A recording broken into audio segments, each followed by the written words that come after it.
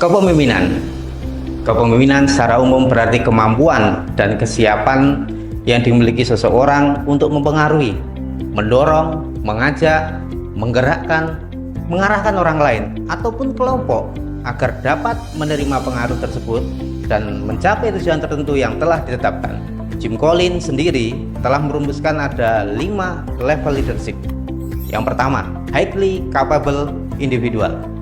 Seorang leader sebagai individu mampu memberikan kontribusi secara produktif melalui bakat, pengetahuan, keterampilan, dan memiliki kualitas kinerja yang baik. Yang kedua, contributing team member. Artinya apa? Seorang leader mencapai tujuan dan bekerja secara efektif dengan yang lain di dalam satu kelompok ataupun dengan tim. Yang ketiga, kompeten manager. Seorang leader sudah bisa mengorganisasikan people dan sumber daya yang dimiliki agar tujuan dapat tercapai secara efektif dan efisien. Yang keempat, effective leader. Seorang leader yang efektif harus mampu mencapai tujuan dengan visi yang jelas dan memicu kelompok agar bekerja dengan standar yang tinggi. Yang kelima, eksekutif. Leader haruslah membangun organisasi yang besar secara berkelanjutan, mampu mengkombinasikan antara pribadi yang rendah hati dan tekad profesional. Manajemen inovasi. Sebagai seorang pemimpin dibutuhkan kemampuan untuk memanajemen inovasi di dalam sebuah tim. Karena hanya melalui inovasi sebuah masalah dapat terpecahkan dan tujuan dapat tercapai. Dan dibutuhkan beberapa modal untuk menciptakan organisasi ataupun ekosistem tim yang inovatif.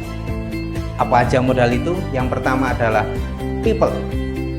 Pengetahuan dan pengalaman adalah energi dari inovasi. Ide kreatif dan semangat inovasi hanya akan muncul pada gaya kepemimpinan yang kondusif. Yang kedua, proses. Organisasi akan semakin cepat belajar dari proses kegagalan atau kerugian. Kemampuan organisasi untuk menampung, menilai, menseleksi prospek ide inovasi juga berpengaruh besar.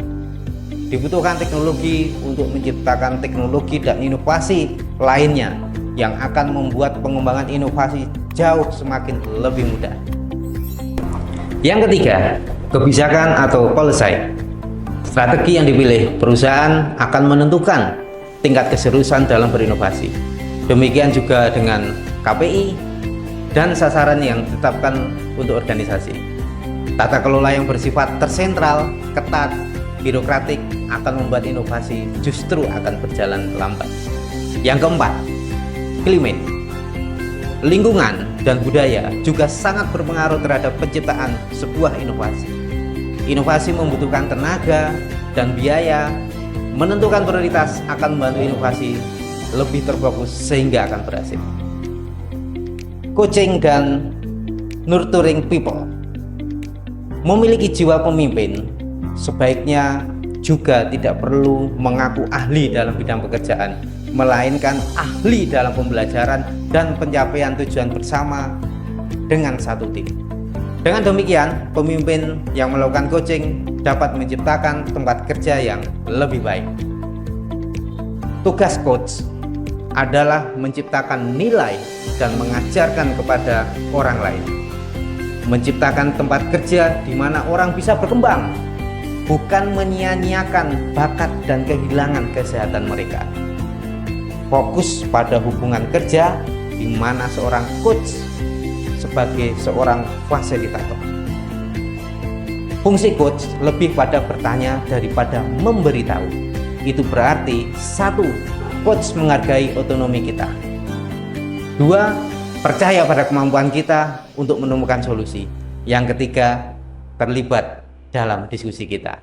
Saya Yunianta, Kabag Sekretariat dan Hukum PTPN 1 Regional 4, peserta PLDP 1 Angkatan 15 tahun 2024.